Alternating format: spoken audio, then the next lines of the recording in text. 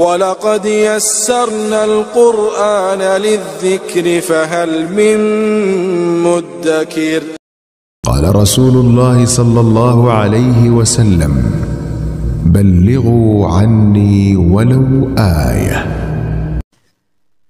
نحمده ونصلي على رسوله الكريم. أعوذ بالله من الشيطان الرجيم. بسم الله الرحمن الرحيم. عن سعد بن أبي وقاص رضي الله تعالى عنه عن رسول الله صلى الله عليه وسلم أنه مسح على الخفين. سیدنا حضرت سعد بن ابی وقاص رضی اللہ تعالی عنہ بیان فرماتے ہیں کہ رسول اللہ صلی اللہ علیہ وسلم نے موضوع پر مسح کیا۔ سیدنا حضرت مغیرہ بن شعبہ رضی اللہ تعالی عنہ فرماتے ہیں میں سفر میں نبی کریم صلی اللہ علیہ وسلم کے ساتھ تھا۔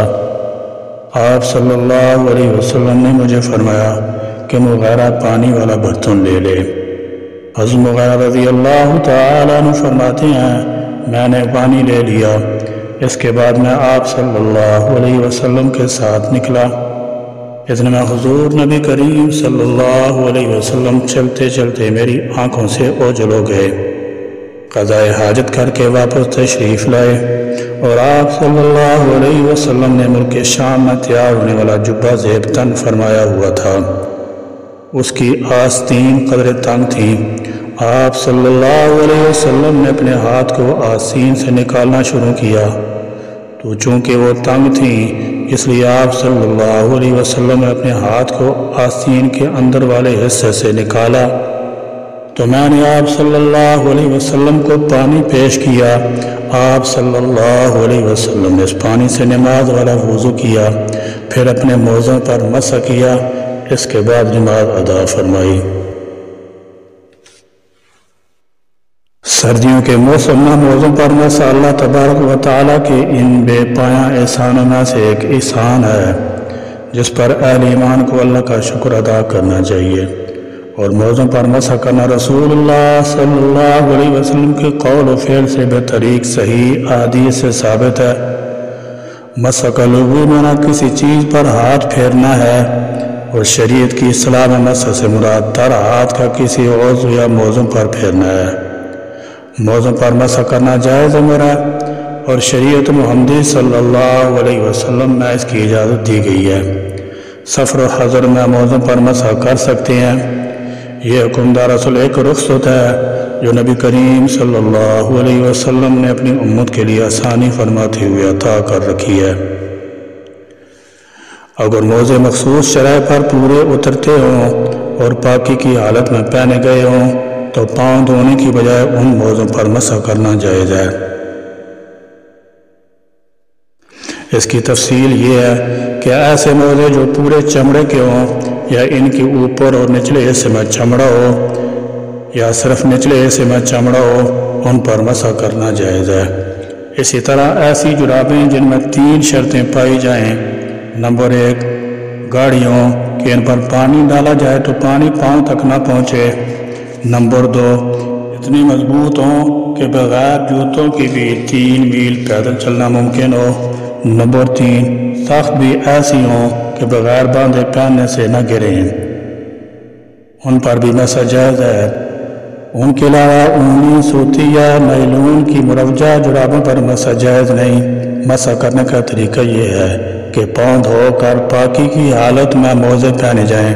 اس کے بعد پہلی بار وضو ٹوٹ جانے پر وضو کرتے ہوئے موزوں پر مسح کر سکتے ہیں۔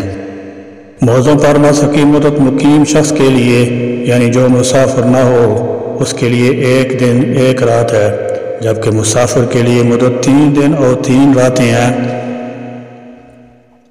حضرت شریع بن حانی روایت کرتے ہیں کہ انہوں نے حضرت عائشہ رضی اللہ تعالی عنہا کی خدمت میں حاضر ہو کر موضوع پر مسح کرنے کی مدت پوچھی تو آپ رضی اللہ تعالی عنہا نے فرمایا سیدنا علی ابن ابی طالب رضی اللہ عنہ کے پاس جاؤ اور ان سے یہ مسئلہ دریافت کرو، کیونکہ وہ حضور نبی کریم صلی اللہ علیہ وسلم کے ساتھ اکثر سفر میں رہا کرتے تھے۔ انہوں نے حضرت علی رضی اللہ تعالی عنہ سے پوچھا تو آپ رضی اللہ عنہ نے فرمایا، حضور نبی اکرم صلی اللہ علیہ وسلم نے مسافر کے لیے 3 دن اور 3 راتوں کی اور مقیم کے لیے 1 دن اور 1 رات کی مدت مقرر فرمائی ہے۔ یہ حدیث مبارکہ جمہور فقہاء کے مذہب پر واضح طور پر دلالت کرتی ہے کہ موزوں پر مسح کی درج بالا مدت متعین ہے۔ موزوں پر مسح اس وقت جائز ہے جبکہ موزے وضو کر کے پہنے ہوں۔ اگر صرف پاؤں دھو کر موزے پہن لیے اور باقی وضو نہیں کیا تو اب ان موزوں پر مسح کرنا جائز نہیں۔ موزوں پر مسح کے 2 فرائض ہیں۔ موزوں کے اوپر کی جانب مسح کرنا۔ نمبر 2، ہاتھ کی چھوٹی 3 انگلیوں کی مقدار مسح کرنا۔ موزوں پر مسح کرنے کا مسنون مستحب طریقہ یہ ہے کہ ہاتھ کی انگلیاں بھگو کر کھلی ہوئی حالت میں موزوں کے اگلی ظاہری حصے سے اوپر ٹخنے سے اوپر تک لے جائیں۔ انگلیاں پوری رکھی جائیں، بلکہ اگر انگلیوں کے ساتھ ہتھیلی بھی شامل کر لی جائے تو زیادہ بہتر ہے۔ اگر پوری انگلیوں کو موزے پر نہیں رکھا بلکہ صرف انگلیوں کا سرا موزے پر رکھا اور انگلیاں کھڑی رکھی تو یہ مسح درست نہیں ہوا۔